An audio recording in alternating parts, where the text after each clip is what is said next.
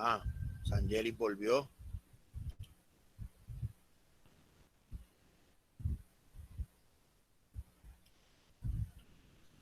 Ok, ahí estamos. Ya vemos 29.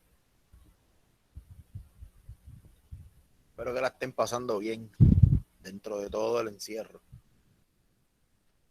Y que no haya nadie haya sido expuesto ni nada de eso. No podemos caer en el sensacionalismo, pero hay que estar bien, bien pendiente.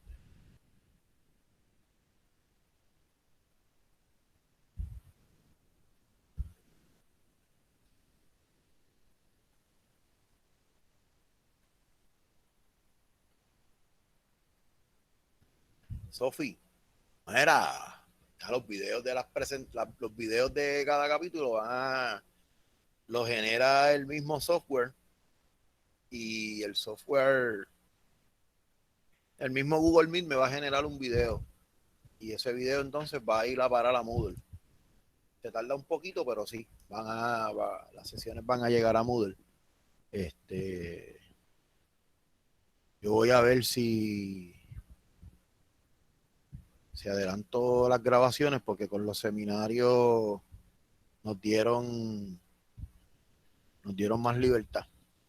Este, hay, hay algunos seminarios, muchachos, que dependían de viajes de campo y todo lo demás.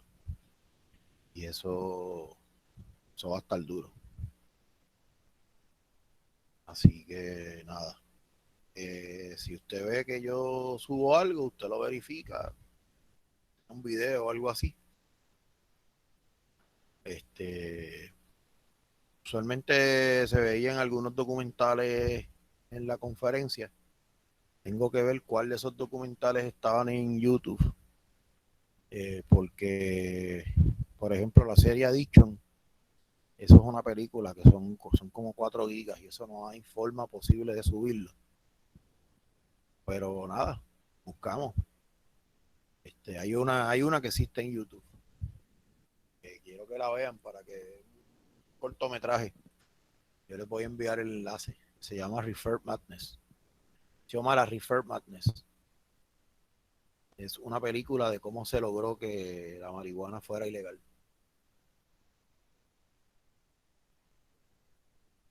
Así que 5 y 5 somos 31. En la clase hay 35. Creo que podemos arrancar. Sofía, es súper interesante porque eso es de los años 50. Este, y la trama, de verdad que nada, no quiero contarles, pero llega el punto en que te vas a empezar a reír. Génesis, ¿por qué no puedes correr? Corre en tu casa, no sé, pues, tiras por una jarda en sidra.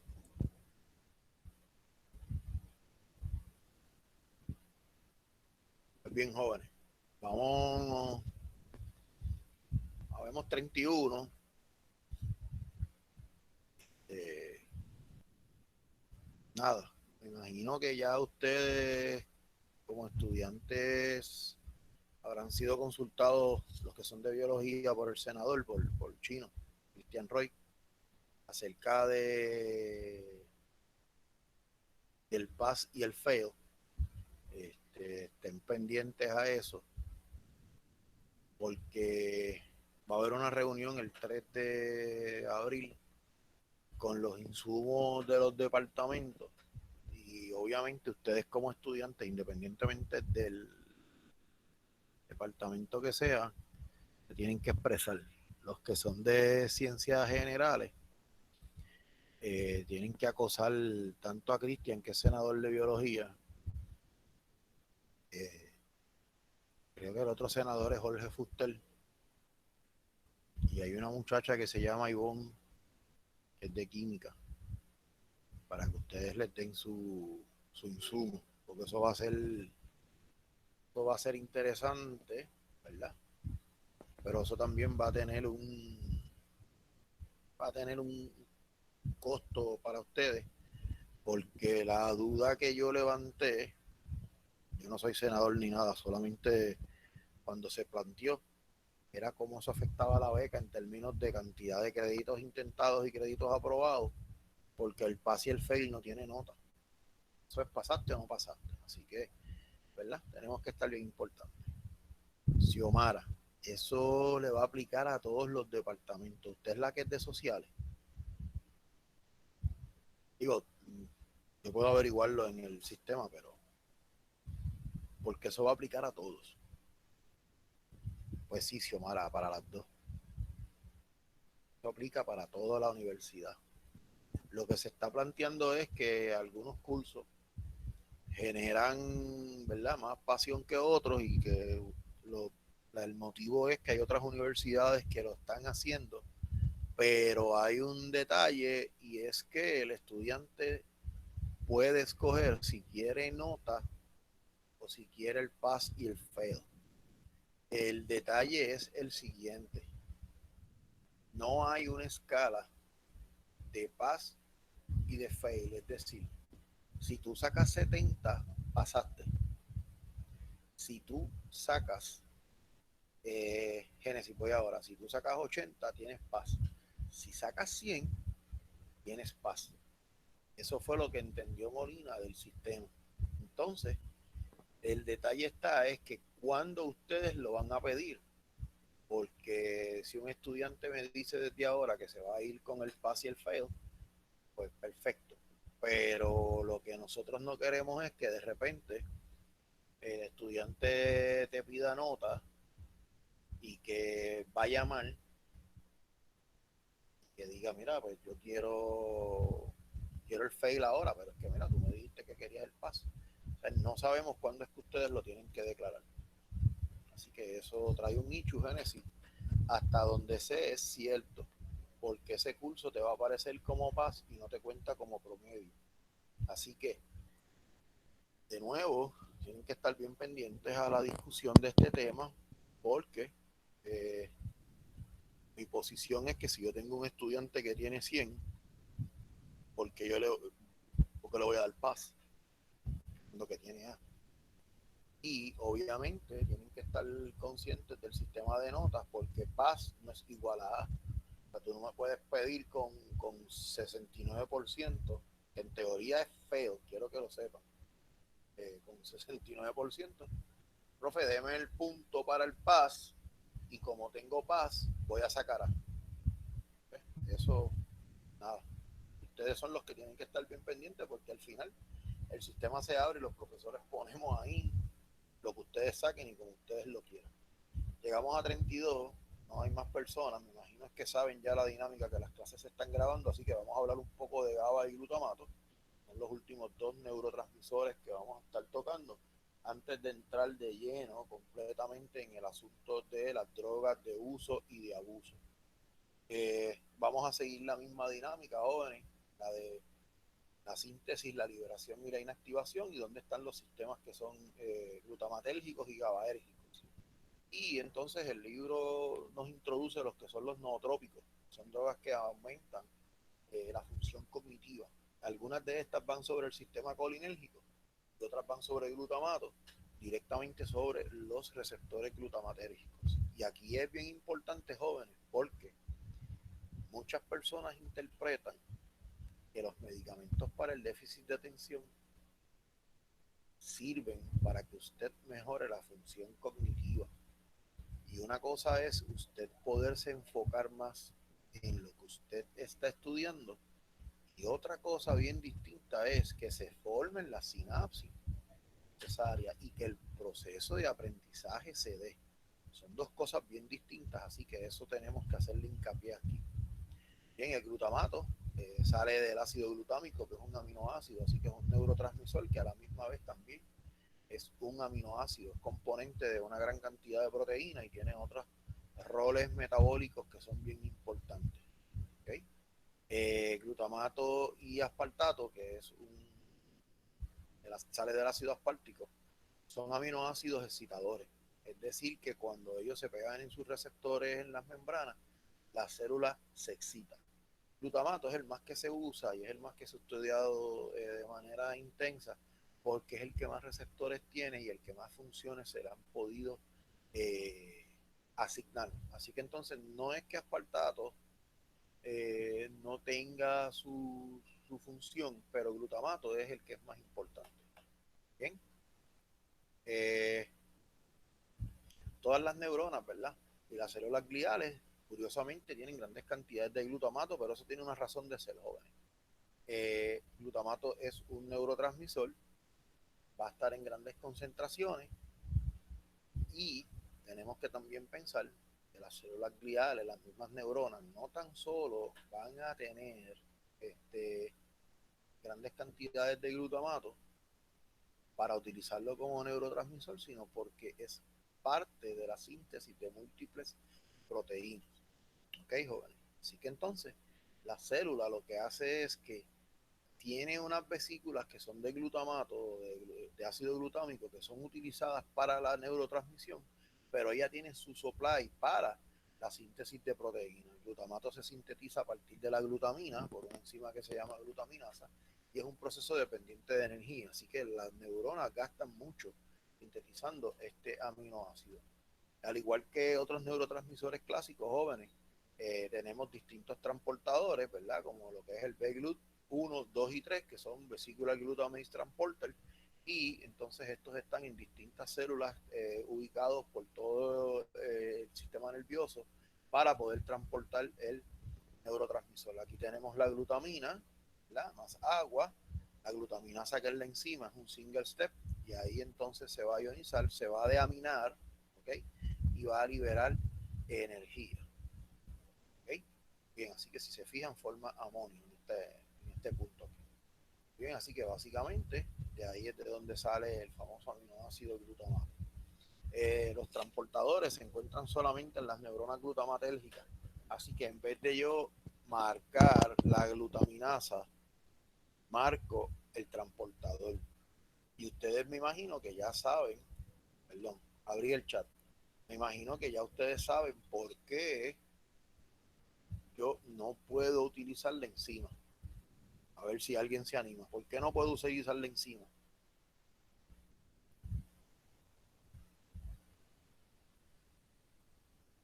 Un mensaje, nada de tira un voice. Estamos tímidos. Siervo, estamos tímidos. Jóvenes, por una sencilla razón. Si yo uso el ácido glutámico, es parte de los aminoácidos que están constituyendo proteínas, y yo tiño para glutaminasa, todas las células que están ahí van a teñir positivo. Entonces, ¿cómo yo sé cuál participa en la neurotransmisión? Pues mira, la que tiene el transportador, porque el transportador es específico. Así que en eso varía un poco, adicional a los demás. Bien, así que, ¿qué tan importantes son? Pues mira, el transportador número 2, el ratón muere una vez nace. Es decir, que es sumamente importante para sobrevivir. Eh, los del 1 sobreviven, pero mueren en la tercera semana. Y los del 3 son viables, pero son sordos. ¿Okay? No pueden hacer el movimiento de la cóclea y de los hairs que están ahí, los hair cells de la cóclea, no funcionan porque utilizan glutamato como su transportador, y aparentemente este transportador 3 es el que lo sintetiza. ¿Okay? Perdón, no lo sintetiza, es el que lo transporta en esas células. Así que entonces, estos tres transportadores son marcadores, ¿verdad? De otros, para estos tres transportadores son los que te marcan a ti, te dicen si una neurona es glutamatérgica o no es glutamatérgica, y en algunos casos no es común, pero si es necesario transportar otros neurotransmisores, ellos los van a hacer. Así que en ese caso, jóvenes, es lo que nosotros le llamamos promiscuo. Muy bien. Eh, Esto implica, ¿verdad? Que si yo coexpreso glutámico con otro neurotransmisor, los voy a empaquetar. ¿Okay? Las neuronas que guardan el glutamato exclusivamente dentro de sus vesículas o en la misma vesículas con otro neurotransmisor, pues eso es decisión, ¿verdad? De según las necesidades de las neuronas. Eso quiere decir, jóvenes, que los dos neurotransmisores se pueden liberar en distintos sitios en la neurona. Hay, en el área del BTA, liberación de dopamina y de glutamato, porque si recordamos el BTA, tenía unas áreas que eran de la 1 a la 8 y de la 9, de la 8 a la 16, que eran neuronas glutamatérgicas y dopaminérgicas. Así que en esa zona yo voy a tener liberación de ambos. También los astrocitos jóvenes hacen algo que se llama gliotransmisión. Eso no está claro de por qué lo están haciendo, porque los astrocitos participan en el supporting del sistema nervioso central, pero aparentemente, ¿verdad? Ellos tienen recaptura de glutamato y expresan receptores y responden inclusive cuando yo activo esas células con glutamato, ya responden. Entonces, ustedes saben que son células que no son neuronas per se, sino que son células que están en el sistema nervioso. ¿Qué sucede cuando yo libero un neurotransmisor? Yo tengo que inactivarlo. Y ustedes saben que eso es clásico. Usted no puede tener un neurotransmisor máximo, en este caso, que es el neurotransmisor excitatorio por excelencia, porque eso va a intoxicar a la célula. De hecho, jóvenes, el glutamato es citotóxico. ¿Okay? Puede provocar inclusive las famosas epilepsias y las convulsiones. Así que después que se libera, se tiene que remover por transportadores en las membranas celulares. Estos transportadores van a capturar tanto aspartato como glutamato. Se llaman los excitatorios aminoácidos transporter del 1 al 5. Así que son una familia de estos transportadores y ya ustedes conocen la dinámica. Si tengo una familia, esto quiere decir que yo voy a tener ubicación de esos transportadores a lo largo de todo el sistema nervioso. Los ratones que no tienen el transportador 2 rápidamente desarrollan epilepsia. Así que entonces van a tener daño cerebral y tienen un largo de vida extremadamente corto. Además está decirles, jóvenes, que una particularidad que tienen estos ratones que les falta ese transportador es que si usted les aplaude bien fuerte al lado, del susto convulsan. ¿Okay? Así que es bien dramática la función de ese transportador. Aquí tenemos una imagen, ¿verdad?, de lo que sucede entre estos transportadores, el salvaje versus el knockout, ¿verdad? El knockout es más livianito. Aquí tenemos el porcentaje de sobrevivir. Vean cómo mueren jóvenes, ¿okay? Y vean cómo es el firing de las neuronas, ¿verdad? Cuando se da un estímulo y vean lo que le pasa al knockout. Esto es epilepsia, jóvenes. Y esto es un ratón sufriendo una convulsión. Así que este ratón te da este recording. Bien, si ustedes se fijan, tiene problemas en el periodo refractorio, no lo alcanza. Al no alcanzar, los jóvenes va a sufrir unos tétanos constantes de la sobreestimulación y entonces eso se convierte en un evento citotóxico. Citotóxico quiere decir que hay tanto glutamato en esa zona que la célula se intoxica y no entra en periodo refractorio y la célula se puede perder. Es decir, que matas a la neurona. También tenemos, ¿verdad?, transportadores en los astrocitos que van a ayudar a limpiar. Aquí entonces lo que tenemos en los astrocitos se convierte el glutamato a glutamina por la sintetasa de glutamina y la glutamina va a ser transportada fuera de los astrocitos hacia las neuronas y en las neuronas la glutaminasa junto con agua va a volver a ionizar para formar el ácido glutámico. Así que esa es la dinámica. Ok, Xavier, necesariamente no siempre son por glutaminérgico, porque hay algunos casos de epilépticos que su problema es GABAérgico.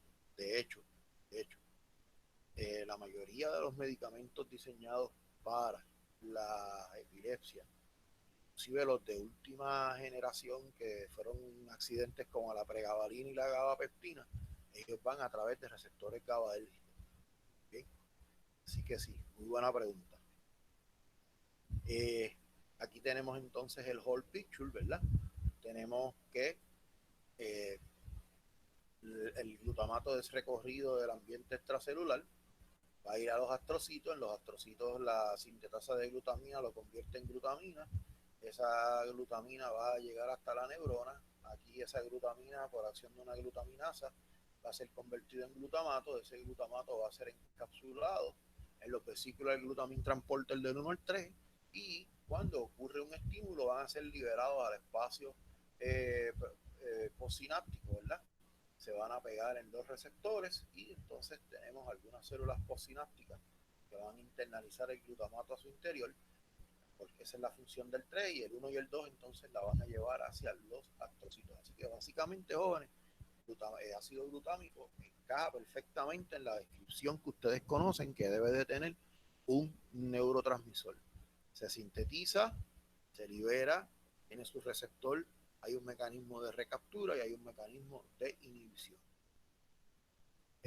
Dado que el glutamato, ¿verdad?, está regado por todo el cerebro, es difícil asignar roles específicos, ¿verdad?, a este neurotransmisor. Pero lo que sí nosotros sabemos es que está envuelto en una serie de conductas y en una serie de funciones fisiológicas. Recuerden, si yo les digo es el principal excitador del sistema nervioso central, pues jóvenes, estamos hablando que es el principal excitador desde la primera neurona que surge en el cerebro hasta la última neurona que surge en el cerebro. Él va a tener injerencias en esa zona. Los receptores, jóvenes, tenemos dos tipos. El primer tipo son los ionotrópicos, que esos son fast signaling, esos son canales eléctricos, y tenemos los metabotrópicos. Ustedes saben la dinámica. Sí, Stephanie, participan activamente en el reciclaje de glutamato. El que no se va por el 3 hacia la célula posináptica va a entrar por el transportador 1 y 2 hacia el astrocito, y la sintasa de glutamina va a coger el ácido glutámico para convertirlo en glutamina. Exactamente. Participa activamente en el reciclaje. Bien, los receptores metabotrópicos, recordándoles, están acoplados a proteína G y activan una cascada de distintos señales dentro de la célula, y esa cascada de señales puede culminar en la expresión genética, ¿verdad?, en una potenciación de largo plazo. Esos receptores, ¿verdad?, también utilizan, se pegan al glutamato, ¿verdad?, y otros aminoácidos excitadores. Así que estos grupos de receptores, los de glutamato y aspartato, pues son excitatorios aminoácidos receptores, porque en ese caso suelen ser promiscuos. ¿Por qué nos inclinamos siempre por glutamato? Porque es el más abundante, joven. Los receptores ionotrópicos son tres tipos. Los de AMPA, son los receptores, perdón, se cerró el chat. Así que si se cierra el chat, no los puedo. Déjame ver la pregunta tuya, Xavier, que me salió algo aquí que no me deja bregar. Okay. Se podría decir que los astrocitos hacen el trabajo de... Los astrocitos transportan a su interior y ahí hay una enzima que va a desactivar el ácido glutámico. Eso es lo que está sucediendo. Bien, los receptores AMPA, esos son agonistas son selectivos para un agonista que se llama AMPA, que es un aminoácido sintético. Esos son los más rápidos que trabajan. Esa es la primera línea que tú tienes en neuroexcitación. Los receptores de cainato se llaman así porque se les pega el ácido caínico. Y ese ácido caínico, pues, básicamente también lo que hace es excitar las neuronas. Y el más clásico, que son los NMDA receptores, los N-metildiaspartato, esos agonistas, ¿verdad? Esos receptores, entonces, junto con los de AMPA mayormente, son los que están bien relacionados a la acción de ácido glutámico como neurotransmisor en los procesos adictivos. Jóvenes, cuando empezamos la presentación, nosotros hablábamos de unos compuestos que te ayudan a aprender, ¿verdad? Y mejoran el aprendizaje, y te dice que algunos son adrenérgicos, pero la mayoría son glutamatérgicos. Así que la función principal que se le ha adjudicado a estos receptores, como vamos a ver más adelante, es memoria y aprendizaje. Y eso entonces encaja en un concepto que hemos utilizado en la clase, que es el hijack. Hijack es el secuestro. Las drogas de uso y abuso van a secuestrar este sistema complejo de aprendizaje. Bien, los receptores ionotrópicos, pues sabemos que depolarizan la membrana postsináptica. Eso va a llevarme a una respuesta excitatoria. Los ampacainatos permiten el flujo de sodio, y los NMDA son más versátiles porque permiten el flujo de sodio, pero también permiten el flujo de calcio. Y tienen una particularidad de que, a pesar de que son canales iónicos que permiten este flujo, ya ustedes son unos expertos y saben que cuando el calcio entra a la célula, el calcio activa una cascada de segundos mensajeros, ¿verdad?, asociados a la liberación de calcio interior, a la síntesis de diacilglicerol y el inositol 3-fosfato. Así que entonces, adicional a eso también, hay una calmodulina dependiente de calcio y una sinasa que puede ir directamente hacia nuestro núcleo a provocar expresión genética. Así que entonces, jóvenes, ahora tenemos un receptor. Son los famosos receptores de AMPA y de NMDA que van a estar permitiendo el paso, ¿verdad?, de iones. Los de AMPA Kainate lo que permiten es la depolarización, pero los de NMDA no tan solo permiten la polarización, sino que van a ir a provocar cambios en la expresión genética. Y aquí entonces tenemos a nuestros amiguitos. AMPA, una vez se pega el ácido glutámico, abre un canal de sodio, los de quinato también, pero los de NMDA, una vez se pega el glutamato, va a entrar calcio y va a entrar sodio. Calcio, ya les dije que activa segundos mensajeros. Estos receptores, a diferencia de los que habíamos visto anteriores, que eran de 5 subunidades, estos constituyen de 4 subunidades. Así que entonces, al igual que las otras familias que habíamos visto, estos tienen diferentes combinaciones diferentes combinaciones de estos genes, de estas cadenas, y eso es lo que explica su diferencia en la farmacología. Cada subtipo, es decir, según se junten estas 4 subunidades, esa va a ser el agonista que ellos pegan con mayor selección. ¿Okay? Recuerden, jóvenes, el agonista natural siempre va a ser aspartate y ácido glutámico, pero para yo poder disectar, tengo que generar moléculas que no sean promiscuas, porque si son moléculas promiscuas, yo no puedo disectar. ¿Cómo yo saber que esta conducta que estoy viendo es exclusiva de AMPA si yo utilicé un ligando que se pegue en AMPA, en kainato y en NMDA? No sé si me siguen en eso. ¿Sí? Así que entonces, por ejemplo, el NBQX bloquea específicamente los receptores de AMPA kainato, pero no afecta los de NMDA. Así que si yo uso NBQX y observo que se pierde una conducta, yo puedo decir, mira, esa conducta, ese evento fisiológico que ocurrió, es exclusivo de AMPA y de quinato. ¿Por qué? Porque el NBQX no se pega en los receptores NMDA, es decir, las corrientes iónicas que van por NMDA, esas corrientes se van, esas corrientes van a pasar, esos estímulos van a ocurrir. Bien, así que ratas y ratones que se le dan altas dosis de NBQX muestran sedación, reducen la actividad locomotora, ataxia y son protegidos en contra de convulsiones. Así que, ¿qué me está queriendo decir esto? Que los receptores AMPA kainato tienen un rol en el estado despierto, porque si yo te cedo, lo otro es awaken, reduce la actividad locomotora, pues entonces ellos están envueltos en el inicio de la actividad locomotora. Ataxia, que es que tú no te quieres mover, ¿verdad? Así estamos todos en estos días, atáxicos en nuestras camas pegados. Y protección en contra de... espérate un momento, Xiomara. Ajá. Entonces, ¿qué puede bloquear en MDA? No, tranquila, Xiomara, vamos ahora, estamos en NBQX, no te preocupes, vamos ahora para el antagonista de NMDA. Ahora estamos en los AMPA y los kainatos. Así que ya sabemos que NBQX disecta ese trayecto. Sedación, reducción de la actividad locomotora, ataxia y protección en contra de convulsiones. Los NMDA tienen características únicas. Ya les mencioné que fluye sodio, fluye calcio. Así que para abrir el canal hay algo bien curioso. Y es que se tiene que pegar glutamato, se tiene que pegar glicina. Glicina es otro aminoácido. Y se pega dextroserina, ¿okay?, como coagonista. Si no se pegan una combinación de esos muchachos, ¿verdad?, de serina o glicina junto al glutamato, el receptor no se abre. ¿Okay? Así que el lugar del coagonista siempre está ocupado bajo la mayoría de las condiciones. ¿Qué es lo que esto quiere decir, jóvenes? La célula sabe y reconoce la importancia de la neurotransmisión glutamatérgica. Y la célula no puede depender de que cuando ella necesite algo que es fast acting, rapidito, ¿cómo yo lo resuelvo? Pues mira, los coagonistas deben de estar cerca o deben de estar pegados del receptor. ¿Okay? Si ellos están ahí, ellos no van a abrir el canal.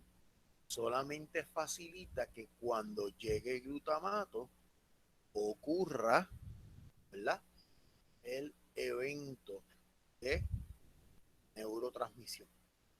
¿Okay? Esto es básicamente, ¿verdad? Si usted quiere comer, usted quiere que la comida esté en el plato, porque ¿de qué vale que le pongan un plato al frente vacío? Ay, usted llegó con hambre y no ocurre nada. Pues piense que usted es glutamato. Usted llegó con hambre. Usted quiere comer, ¿verdad? Usted quiere la comida en el plato. ¿Cómo resolvemos esto? Ah, pues mira, la comida va a estar en el plato antes que tú llegues. Así que tú tienes que llegar porque si no se enfría. Bien, hablar de comida a esta hora es malo. Porque todos tenemos hambre. Bien, y aquí tenemos lo que estamos hablando. Tenemos aquí entonces que se pega glutamato, pero para que el canal se abra, glicina o serina tiene que estar ahí. Glicina y serina tienen que estar ahí, y más en estos días que uno tiene que estar cocinando hasta el agua que se va a tomar. Glicina y serina se pegan y abren el canal. Si se fijan, sodio y calcio pueden pasar, magnesio bloquea ese canal, ¿verdad? Porque magnesio es un catión divalente mucho más grande que el calcio. Y aquí hay algo con, con 3 letras, PCP. Jóvenes, eso es Angel Dust, eso es un alucinógeno, ¿ok? Eso es, eso es una droga trambólica, ¿ok? Así que ese es el famoso Angel Dust. Eso es una droga que ya no se ve mucho, por lo menos en Puerto Rico, pero hay países que todavía es muy popular y todavía hay gente que se mete esa cosa. Se llama en la calle Angel Dust. Bien, aquí tenemos las estructuras tridimensionales, yo no los voy a abrumar con eso. Adicional, ¿verdad? A los binding sites de estos receptores de NMDA, cuando la membrana descansa, magnesio lo bloquea. ¿Okay? El magnesio es un canal grande, es un ion grande y lo está bloqueando. Aparentemente estabiliza, ¿verdad? Junto con sus dos protones, él estabiliza esa zona. ¿Qué sucede cuando la membrana se depolariza, jóvenes? Vamos a tener un cantazo eléctrico. Y no podemos, espérate, voy a abrir el chat porque si no abro el chat no podemos hablar. Si ese golpe eléctrico, tenemos que entender que tengo un catión que es divalente, de momento la membrana cambia su composición. ¿Qué va a pasar con ese evento de corriente, jóvenes? Se disocia, se va. Así que magnesio deja de bloquear ese canal. Bien. También tenemos el binding site que les mencioné de la penicilina, que es el PCP, que es el Angel 2, ketamina, jóvenes. No sé cuántos ustedes alguna vez han escuchado eso antes, pero ketamina, eso es anestésico de caballo. Bien, se pega ahí. Es un anestésico que se combina con silamina, ketamina y silacina, y tú puedes operar un caballo y lo vas a dejar en un estado de inconsciencia que él no va a saber qué fue lo que le pasó. Es bien potente.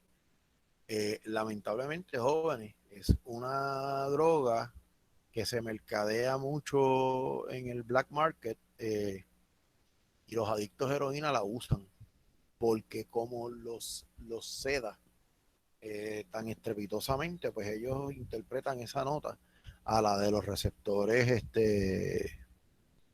Xiomara. Es un freeway. Si tú sacas magnesio, es un freeway. Porque el coagonista siempre está pegado. Así que lo que se asegura que cuando ese coagonista está ahí pegado permanentemente, no esté fluyendo sodio y calcio, es magnesio. Volviendo a ketamina, pues eso los adictos a heroína lo usan y se van en overdose, muchos han muerto. De hecho, yo les mencioné que aquí en Puerto Rico había una cárcel que trabajaba con adictos, que era el proyecto de la cárcel Guerrero, y ese proyecto lo sacaron porque en un momento dado el gobierno se quedó eh, sin metadona y dentro de esa cárcel hubo un tráfico de ketamina brutal y murieron muchos presos, tristemente. MK801 es otro agonista utilizado para investigación y un medicamento que es de nueva generación, que es la anamenda, la nemantina, se utiliza para tratar el Alzheimer, también se pega en esa zona. Ese nemantina del Alzheimer, pues hay que darlo combinado con otro medicamento que es un adrenérgico. Así que esas drogas bloquean el canal y ellos son agonistas no competitivos, es decir, que si llega, voy ahora, Lian, si llega otro ligando, como él no compite por el sitio activo, lo puede sacar si llega en más cantidades. Hay Lian, el magnesio siempre va a estar dentro de ese canal.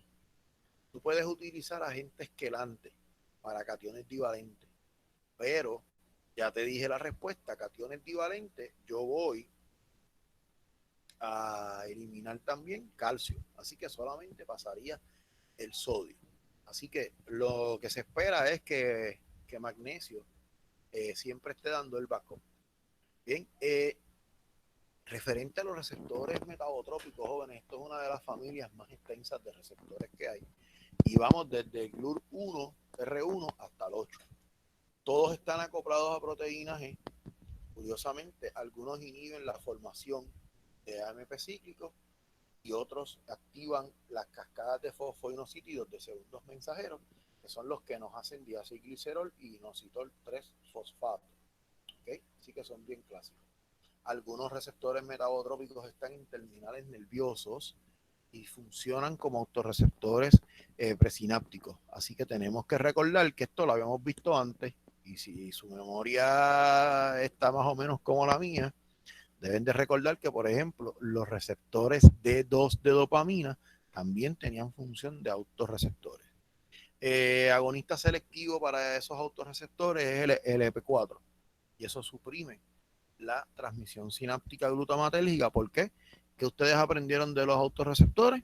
Que los autorreceptores, cuando se activan, evitan el disparo de las neuronas. Así que si usted utiliza ese compuesto y usted observa pérdida de algunas conductas, ya sean conductuales o pérdida de rasgos fisiológicos, sepa usted que esa neurona que usted le aplicó ese LP4 no está disparando, y si ya no puede disparar, todo lo que sucedió es por falta de transmisión glutamatérgica. Los receptores metabotrópicos jóvenes van a estar por todo el cerebro, ¿okay? Participan en la activación locomotora, coordinación, cognición, el mood, percepción del dolor. Ya les dije que utilizamos un anestésico, por ejemplo, en el MDA para ello. Así que muchas drogas de estos receptores se han utilizado para desórdenes neuropsiquiátricos, como también para el síndrome de la X frágil. ¿Okay? Así que tienen mucha utilidad. El síndrome de X frágil es causado por el gene FMR1, que está en el cromosoma X, ¿verdad? Y esa ayuda a regular la síntesis de proteínas en las neuronas. Y cuando nosotros no tenemos una síntesis correcta de esto, el cerebro, ¿verdad?, va a desarrollar sinapsis aberrantes. Es decir, que en vez de hacer las sinapsis más fuertes, más duraderas, hacer la sinapsis correcta cada vez que hay un proceso, no puede hacerlo. ¿Por qué yo sé que este FMR1 es importante? Porque el knockout de este gene da síntomas similares a los que tiene esa enfermedad. Así que yo hago el knockout, ¿verdad? Hago la parte molecular y ahora lo que estoy es constantemente observando qué conducta y qué cosas yo puedo ver y aprender de la falta de ese receptor. Estos receptores, ¿verdad? En teoría, cuando usted los va a perder, ¿eh? Cuando usted los pierde la función de esta proteína, va con demasiada activación de los engluls.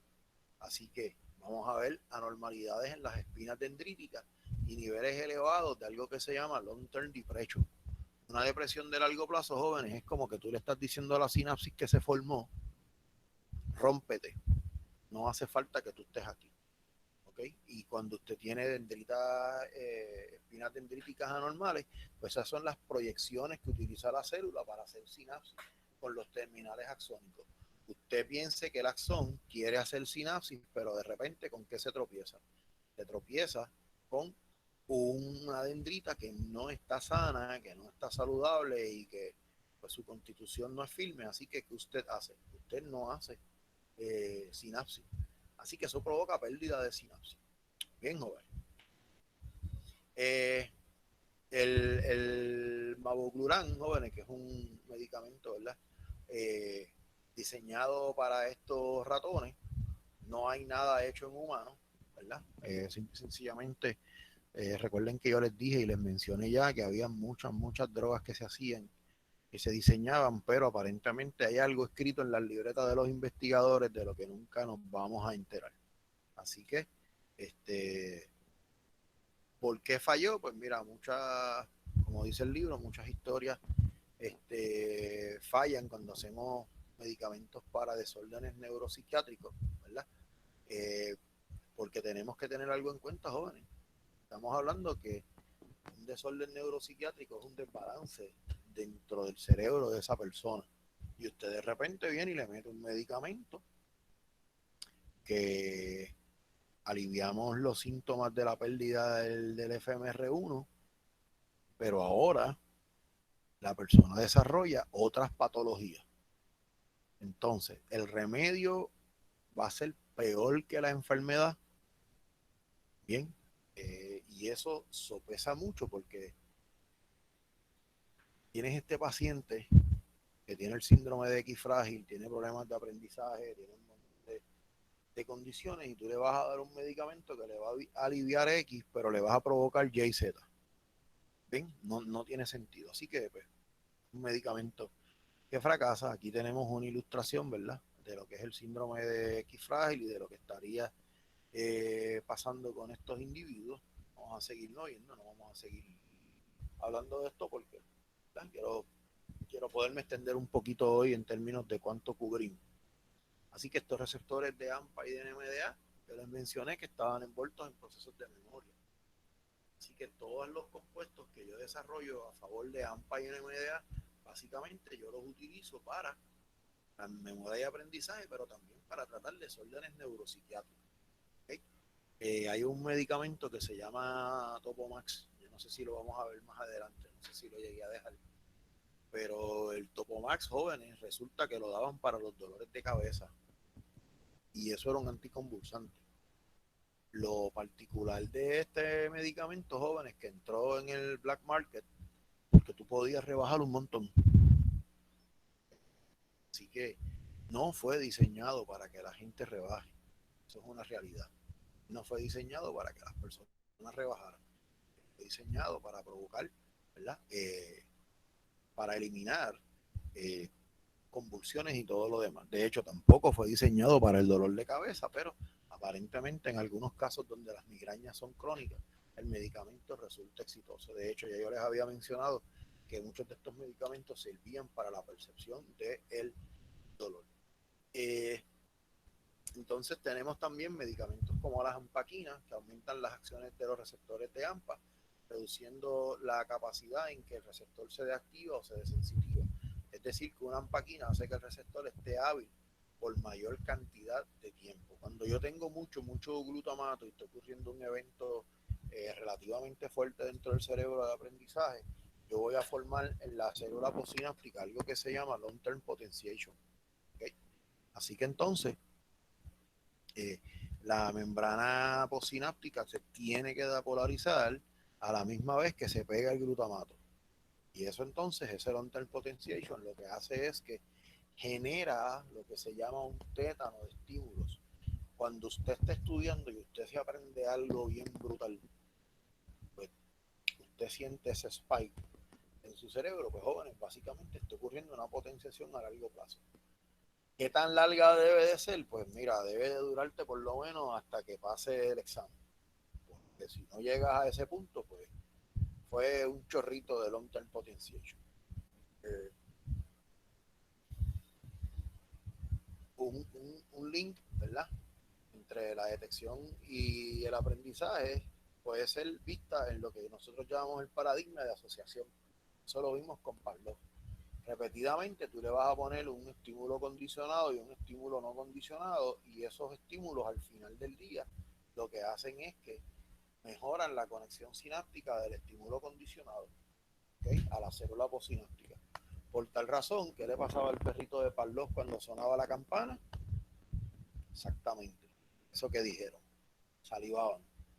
Jóvenes, ¿la campana era lo que el perro se iba a comer? Sabemos que no, ¿verdad?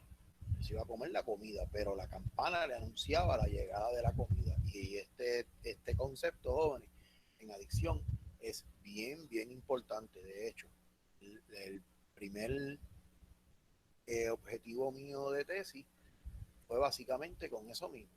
Yo enseñé a los animales que había unos estímulos condicionados y unos no condicionados en términos de recibir la inyección de la droga. Y entonces aquí tenemos, ¿verdad? El estímulo condicionado, el receptor de NMDA se activa y con el estímulo no condicionado lleva una fuerte conexión sináptica. Tenemos el segundo caso, que es cuando ambos terminales sinápticos van hacia la misma neurona. Así que usted tiene estímulo condicionado, estímulo no condicionado, liberación de glutamato y se refuerza. Y por último, ¿qué sucede? El estímulo condicionado es quien realmente va a tener eh, el valor para que las ratas, en este caso son ratas, pero en el caso de Pavlov asociativo, esto era lo que estaba provocando que el perro salivara, porque el perro ya se aprendió que la campana era un símbolo de comida. ¿Okay? En este momento, la neurona glutamatérgica, porque tiene el receptor de NMDA, se está depolarizando y eso entonces hace que se libere glutamato en grandes cantidades y eso entonces provoca lo que nosotros llamamos una potenciación de largo plazo. Joven, esto puede durar cerca de 1 hora. ¿Okay? Y eso va a hacer que la conexión sináptica sea extremadamente fuerte y esto es lo que les mencioné, lo que nosotros le llamamos un estímulo tetánico. Tetánico es que eso va a producir un tren de corriente eléctrica bien brutal dentro del cerebro. Un early LTP, jóvenes, dura varios tipos, o sea, de pocas horas a varias. El long term potentiation, jóvenes, puede durar de días a meses. Así que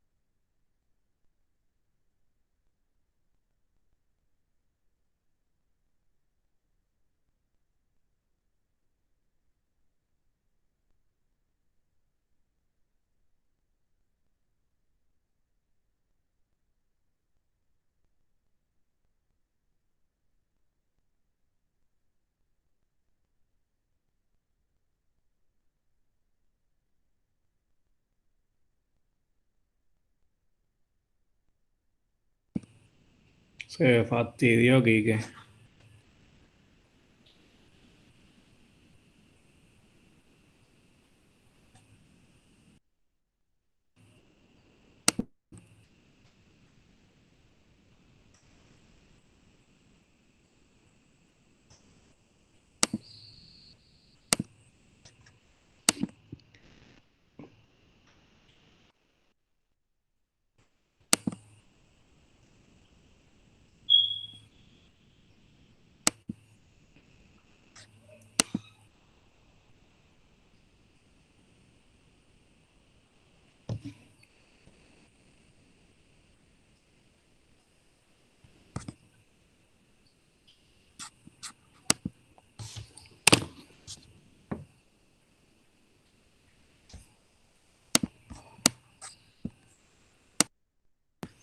Corillo me acaba de escribir por Messenger que se le fue la conexión.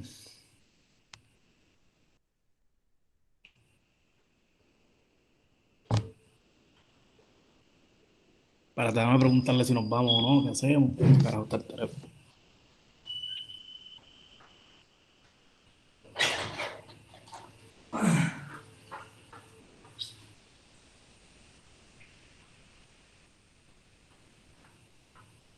Digo que no nos vayamos, que nos quedemos aquí. Voy a aprovechar, yo voy a buscar algo de comer.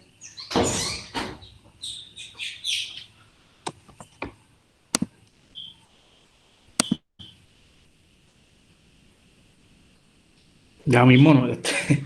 Ya mismo la doy, Corillo, deben ver yo. Si quieren, yo le digo aquí que me deje la casa.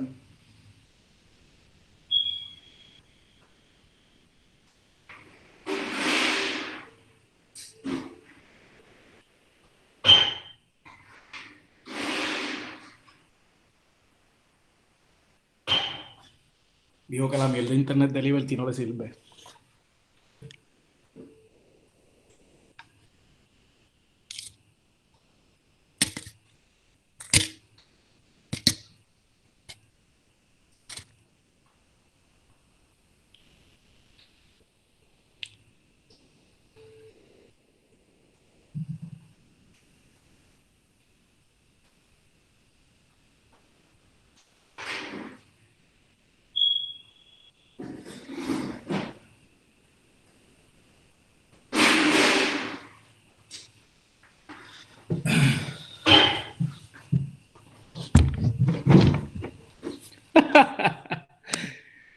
Lian se está hartando ahí afuera.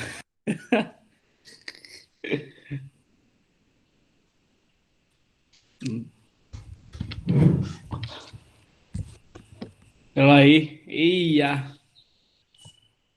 Llegó.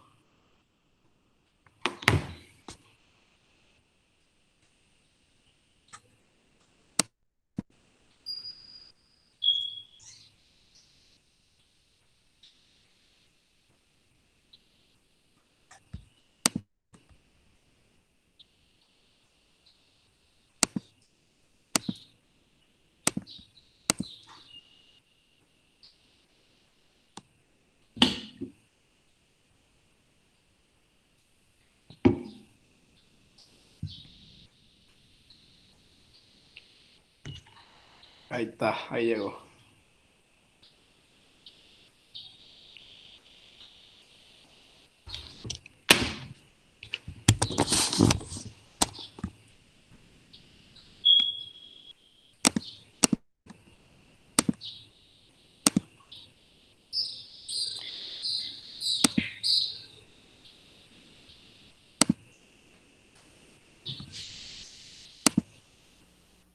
Ahora me oyen.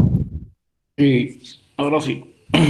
Ok, volví. Disculpen. Es que Liberty aquí en Carolina está catastrófico y tengo un condominio al lado de casa. Llamé para quejarme y lo que me dijeron era que pues que ellos no pueden hacer nada. Fíjate que te están robando internet por ahí, No. Es que yo no sé cómo funciona en otros lados, pero ellos aquí la excusa es que el hub de la calle, que no es la del condominio, pues de un tiempo para acá ellos engancharon el condominio por daños a la estructura de ellos. Así que toca compartirlo. Así que le pido mil disculpas. Pues entonces, jóvenes, volvemos a esta imagen. Jóvenes, este es el proceso de aprendizaje. ¿Okay? Así que si usted quiere aprenderse algo, usted tiene que asegurarse que los estímulos viajen.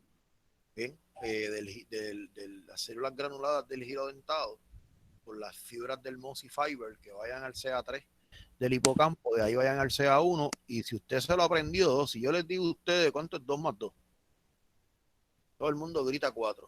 Jóvenes, eso está aquí, en esta zona. ¿Okay? Esa zona ahí es lo que nosotros le llamamos la capa molecular. Curiosamente, jóvenes, los procesos adictivos secuestran toda esa zona.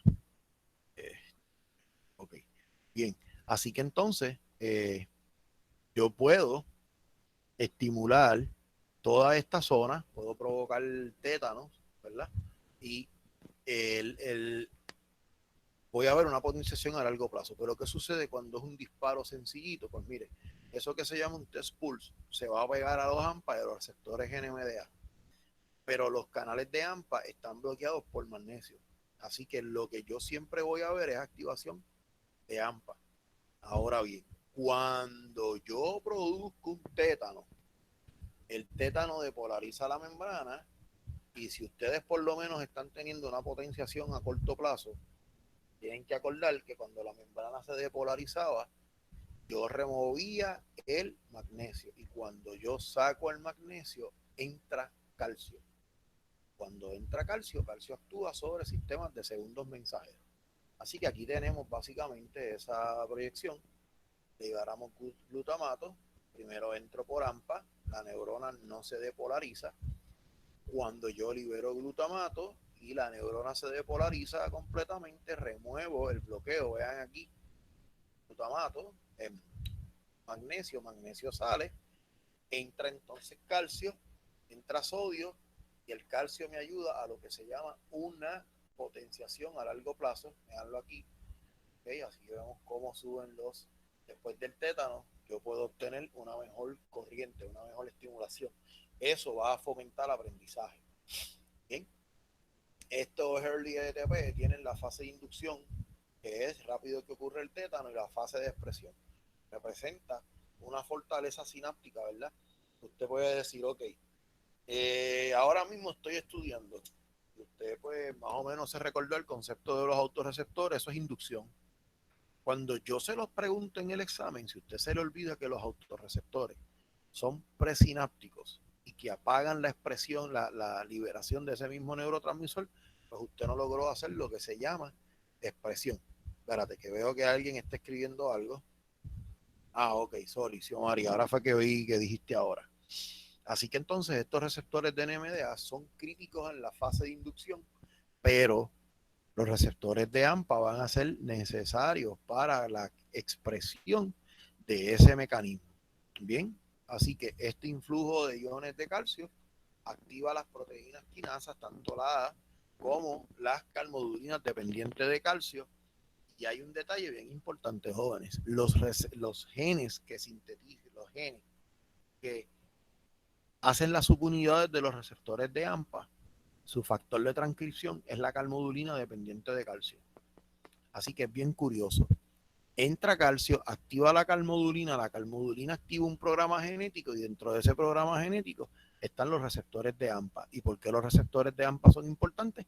Porque para yo poder expresar la fase, la expresión del LTP, yo necesito más receptores de AMPA. Así que jóvenes, vemos cómo estos sistemas van evolucionando al extremo en que uno ayuda al otro. Bien, así que visto, ¿verdad? ¿Cuál es el mecanismo que está? Se libera ácido glutámico, se va a pegar en sus receptores. Yo me pego en AMPA, entra sodio, yo me pego en NMDA, depolarizo la membrana, saco el magnesio, entra el sodio, entra el calcio. Calcio calmodulin kinase y otras proteínas sinasas van hacia el núcleo y le dicen al núcleo, mira, yo necesito que tú hagas más los 4 genes que hacen las subunidades de AMPA. Y el núcleo dice, pues sí, está bien, tranquilo. Esos receptores entonces se ponen en vesículas y cuando las vesículas se fusionan con las neuronas posinápticas, aumenta la densidad de receptores y por ende aumenta la neurotransmisión en esa zona. ¿Okay? Así que entonces, cuando yo los inserto, eso llega allí mediante un mecanismo que se llama trafficking. Esas vesículas van a viajar desde toda la ruta. Ustedes saben que ese es el sistema de endomembrana. Yo voy al núcleo, el núcleo voy al retículo endoplásmico rugoso, paso por todas las cisternas del Golgi y me modifico en la misma vesícula que yo abandono el Golgi. Yo me voy a fusionar en la membrana y entonces comienzo a funcionar. ¿Okay? Así que entonces, en la potenciación a largo plazo, la inserción de esos receptores aumenta y eso entonces hace que la célula sea más sensitiva al glutamato. Recuerden que yo estoy bajo un bombardeo constante. Yo no quiero que sea citotóxico, yo no quiero perder el chance de provocar un proceso de aprendizaje o de que lo que me esté provocando esa neuroexcitación sea bueno. Pues, ¿cómo lo voy a resolver? Pues voy a poner más receptores de AMPA me voy a estimular más y vamos a ver qué es lo que está sucediendo. Así que básicamente, jóvenes, la figura 813 lo que hace es que les dice a ustedes qué es lo que estaría pasando, ¿verdad? Si los receptores se expresan o no se expresan, eso es lo que puede provocar, ¿verdad? Si los receptores, si yo me pego en los autorreceptores, eso va a hacer que yo exprese menores cantidades de AMPA en las dendritas, voy a tener una depresión. Si por el contrario yo lo que hago es estimular, ¿ok? Eh, receptores de NMDA van a permitir la entrada de calcio, que le van a decir al sistema, mira, yo necesito que tú expreses más receptores de AMPA. Y ahí los tenemos. Así que, jóvenes, ya vamos viendo por qué es que entonces las conductas adictivas ganan tanta importancia. Inclusive, jóvenes, vemos que dentro de las drogas hay estímulos condicionados y estímulos no condicionados. Cuando a un adicto le presentan la parafernalia asociada al uso de drogas, según la droga que use, su cerebro se activa. Pero ¿y cómo es posible que uno diga, pero ¿por qué el tipo ve la jeringuilla y se activa? Ajá, porque esos son estímulos no condicionados que provocaron potenciación a largo plazo. Él sabe que la jeringuilla es el vehículo por donde la droga va a entrar a su cuerpo. Si tú le enseñas dinero, se emocionan. ¿Por qué? Porque el dinero sirve para poder comprar la droga. El que es adicto a cocaína, te le enseña la bolsita y se emociona porque saben lo que esa bolsita significa. Te le enseña las cucharitas, que son las clásicas, o con el billete, como se dice en la calle, te cortan las líneas y las líneas no arrebatan. El billete de 20 con el que se corta la línea usualmente no arrebata, pero significa que va a llegar algo porque hubo un proceso de potenciación y ya tú sabes, mira, ahí va a pasar algo y ese algo pues va a pasar. Así que ya les había dicho que el glutamato era citotóxico, ¿ok? Sus efectos tóxicos se saben por más de 50 años y es más severo en los infantes que en los adultos. Eso se ha demostrado en ratones y también se ha demostrado en humanos, porque ustedes saben que algo que rápido buscan cuando un niño se da un golpe en la cabeza es si convulsó o no convulsó, porque puede tener un burst de glutamato. Bien, así que eh, estudios han demostrado que el glutamato como tal puede dañar áreas del cerebro. ¿Okay? Esos efectos ocurren con los receptores de AMPA y de kainato. Si nosotros utilizamos NMDA, que es un agonista, y utilizamos ácido cáinico, que es un agonista, también yo voy a dañar sitios postsinápticos, pero no voy a dañar los terminales nerviosos. ¿Okay? Así que esa hipótesis de excitotoxicidad, la prolongada depolarización en las neuronas perceptivas, lo que va a provocar es que la neurona se dañe o que muera. Bien. En cultivo también daña las células y el modo de muerte es algo que se llama necrosis. La necrosis lo que va a suceder es que la célula se lisa, se explota. Así que aparentemente pues, es mucho más tóxico de lo que nosotros pensamos y surge la pregunta, ¿para qué yo quiero algo tan tóxico en el cerebro? Pues bueno, yo necesito un neurotransmisor excitador y la evolución determinó que debería de ser el bien. Así que básicamente, si las concentraciones se bajan por tiempos reducidos, la muerte celular va a tener, cuando hay una sobreexcitación, va a ser muy lenta, va a depender de los receptores de NMDA, ¿okay? Y ocurre esa muerte, ¿verdad? Luego de la lisis ocurre apoptosis. Cuando ocurre apoptosis, eso es lo que yo le llamo muerte celular programada. La lisis hace que la célula explote, ¿bien? La apoptosis es mucho, mucho más lenta. Básicamente la célula se va destruyendo lentamente, no es una explosión lítica, es lo que les quiero decir. Bien, aquí tenemos las diferencias, la necrosis, la célula se pone necrótica, se va dañando agigantadamente, roto en las membranas, se destruye, se desintegra. La apoptosis, que es una muerte celular programada, la célula entonces comienza a sufrir unas pequeñas transformaciones. Al final, ella va a ser fagocitada, no se explota. Así que esos son dos trayectos bien, pero que bien distintos. Así que entonces, eh, básicamente, pues ya sabemos que es éxito tóxico, sabemos que va a provocar daño. Esa excitotoxicidad puede ocurrir en humanos cuando se usa el ácido dóimico, que que es un aminoácido excitatorio que producen algas marinas. ¿Okay? Y también los shellfish la tienen. Por eso es que no debemos de comer algas. Cuando usted se envenena con esto, a las víctimas de dolor de cabeza, somnolencia, debilidad muscular, confusión mental. En algunos casos se pierde, eh, puede ser temporero, pero puede ser permanente, lo que es short term memory. ¿Okay? Estas algas también sirven para envenenar a la vida salvaje. Así que imagine usted, short term memory, que usted no puede tener memoria a corto plazo por eventos traumáticos, el envenenamiento por ese ácido domoico genera algo similar. Así que si usted vio 50 First Days, que la chamaca se acordaba de todo su pasado, pero ella no tenía lo que era short term memory, no se acordaba que se quedó en un loop y no recordaba que habían eventos nuevos en su vida. Así que básicamente eso es lo que estaría sucediendo. Bien, jóvenes, entonces ahora voy a cerrar la presentación porque ya 1 hora de grabación es mucho, no los quiero abrumar. Eh, Voy a abrir el chat, déjame, vamos a parar la presentación, voy a detener la grabación también, jóvenes, para entonces abrir el chat